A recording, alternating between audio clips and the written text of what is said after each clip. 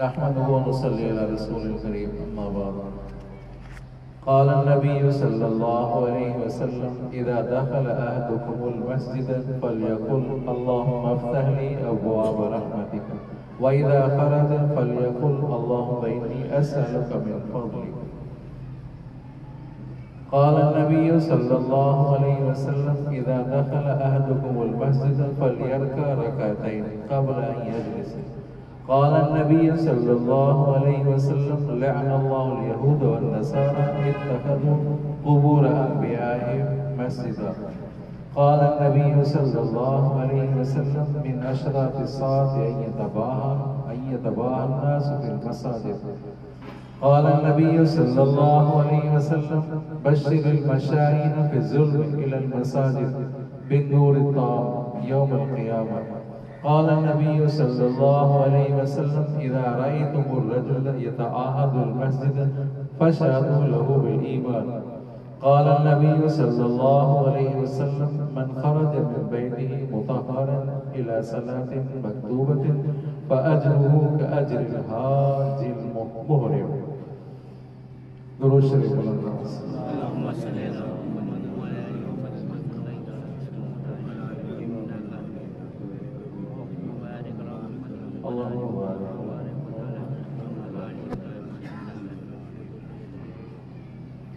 जिस तरह हर जिले में एक रेस्ट हाउस होता है, गेस्ट हाउस होता है, पता होगा आपको, हर जिले में रेस्ट हाउस होता है जहाँ अगर कोई वजीर आता है तो वहाँ ठहरता है, उनका बड़ा इकराम होता है, वहाँ बड़ी इज्जत की जाती है, मेहमान नवाजी की जाती है, सरकारी अफसर आते हैं तो उनका इकराम किया जाता है।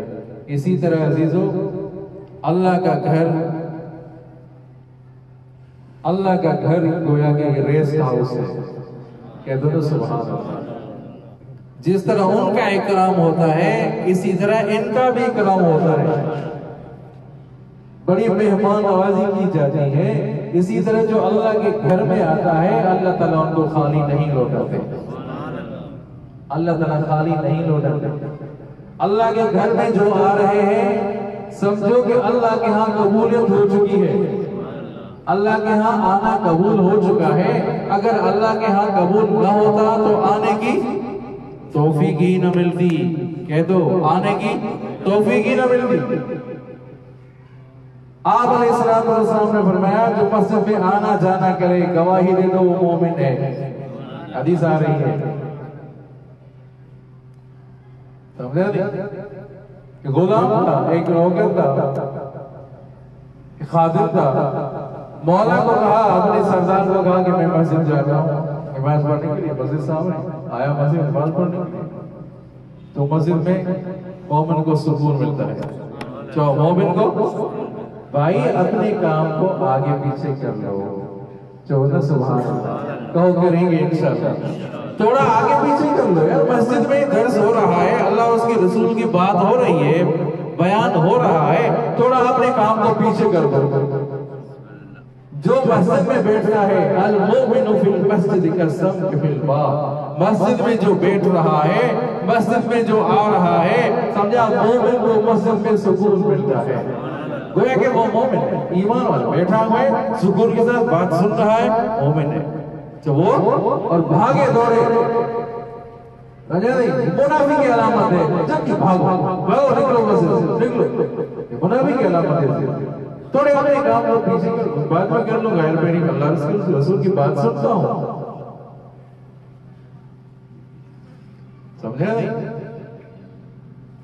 तो कहा आ जाओ, अरे बाहर आ जाओ, वो मालिक बोला रहा है, आ जाओ बाहर। क्योंकि मुझे छोड़ता नहीं, मुझे छोड़ता नहीं। और कौन नहीं छोड़ता तुम्हें? कि वो जात जो तुम्हें अंदर आने नहीं देती, मुझे बाहर जाने नहीं देती। अल्लाह की जात है।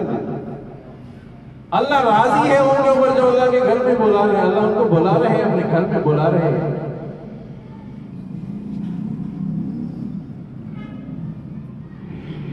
आप अलैहिस्सलाम ने फरमाया इज़ा दखल अहदुकुमुल मस्जिद, जब तुम दाखिल हो जाओ मस्जिद में दाखिल हो जाओ तो कहो अल्लाहुम्मा अफ्तह ली अबवाब रहमतिक, या अल्लाह मेरे लिए रहमत के दरवाजे खोल दे। अल्लाहु अकबर। जब बाहर निकलो तो कहो अल्लाहुम्मा इन्नी अस्अलुका मिन फज़लिक, या अल्लाह आपका फजल सवाल करता हूँ, अपने फजल से का सवाल करता हूँ।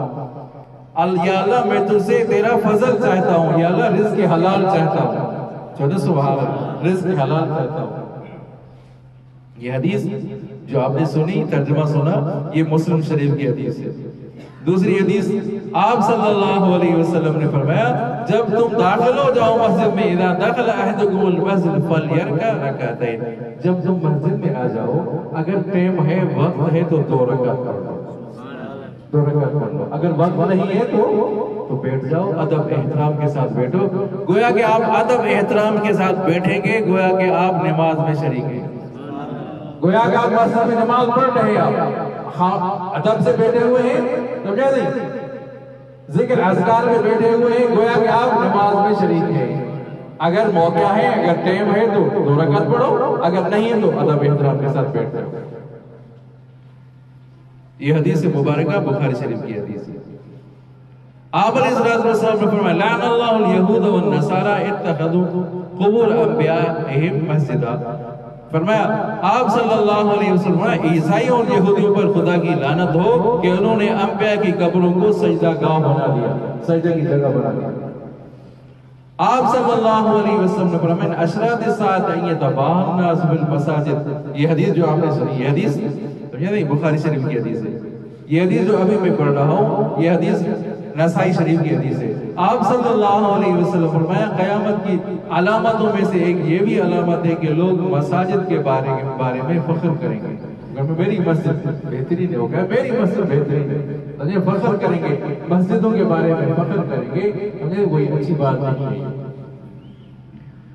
आप अलैहिस्सलाम में बश्शिरिल मशाईन फी ज़ुल्म इलल मसाजिद बिन नूर ताम यौमल क़ियामत। समझा नहीं, ये हदीस अबू दाऊद शरीफ की हदीस है। आप सल्लल्लाहु अलैहि वसल्लम ने फरमाया जो लोग अंधेरे में मस्जिद की तरफ जाते हैं उन्हें खुशखबरी पहुंचा दो कि कयामत के दिन उनको कामिल रोशनी नसीब होगी। अल्लाहु अकबर।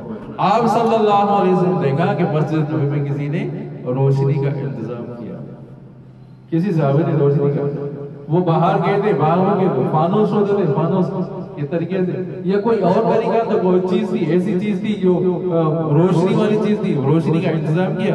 आप सब आए और बड़े खुश हुए।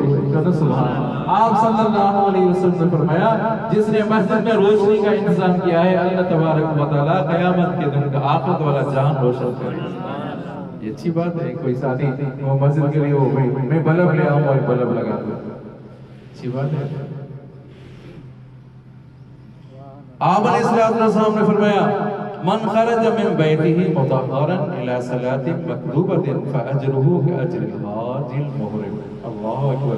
आप सल्लल्लाहु अलैहि वसल्लम फरमाया जो घर से निकला वुजू करके घर से निकल रहा है, तवज्जो कर, वुजू करके घर से निकल रहा है, हम तो कहते भाई जाओ मस्जिद में जाएंगे, नहीं बेहतर ये अपने घर से वुजू करे, घर से वुजू करके जो आ रहा है समझा वो ऐसे हो गया जिस तरह हाजी एहराम बांध कर घर से निकला है। क्या बात है,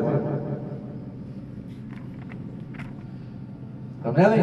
जो शख्स वुजू करके घर से निकले और फर्ज नमाज अदा करने के लिए मस्जिद जाए तो उसको इतना सवाब मिलेगा जितना एहराम बांधकर हज करने वाले को मिलता है। आप सल्लल्लाहु अलैहि वसल्लम ने आखिरी हदीस फरमाया अक़रब मा यकूनुल अब्दु मिन रब्बिही व हुवा साजिदुन फअक्सिरु दुआ। ये हदीस मुस्लिम शरीफ की हदीस है। आप सल्लल्लाहु अलैहि वसल्लम ने फरमाया बंदा अपने रब से सबसे ज्यादा जो करीब होता है उस वक्त शुमार होता है जब वो सजदे में हो। जब बंदा सजदे में होता है उस वक्त वो बंदा अल्लाह के करीब होता है। जब सजदे में होता है वो अल्लाह के करीब होता है। और जब सजदा करो तो सजदे में खूब दुआएं करो, सजदे में खूब दुआएं करो। ये मना नफिल की बात है, फर्ज पढ़ो तो फर्ज में दुआएं पढ़ रही है, बल्कि तो आप अगर नफिल पढ़ रहे हो नफिल में खूब दुआएं करें। नफिल में खूब दुआएं करें। तो बेहतर ये है कि आप जब आ जाएं तो मस्जिद में आ जाएं, 2 रकात पढ़ें, अगर टाइम है तो 2 रकात पढ़ें, अगर नहीं तो एहतराम के साथ बैठ जाएं। समझा नहीं? आखिरी हदीस से ये मालूम हो रहा है कि अल्लाह ताला का कुर्ब हासिल होता है उस बंदे को जो सजदा करता है। तो सजदे करने से अल्लाह का कुर्ब होता है। हजरत थानवी रहमतुल्लाह अलैह के जो उस्ताद थे हजरत मौलाना फजलुर रहमान गंज मुरादाबादी, वो फरमाते हैं कि ए अशरफ अली, जब मैं सजदा करता हूँ तो ऐसा समझता हूँ गोया कि अल्लाह ताला ने मुझे प्यार कर लिया है। अल्लाह ताला की बुजुर्ग अल्लाह तबारक व तआला उनकी कब्रों पर रहमत नाज़िल फरमाए। दुआ करते हैं अल्लाह ताला हम सबको मस्जिद में आने की तौफीक अता फरमाए। अल्लाह ताला हम सबको मस्जिद में अल्लाह और उसके रसूल की बात सुनने की तौफीक अता फरमाए।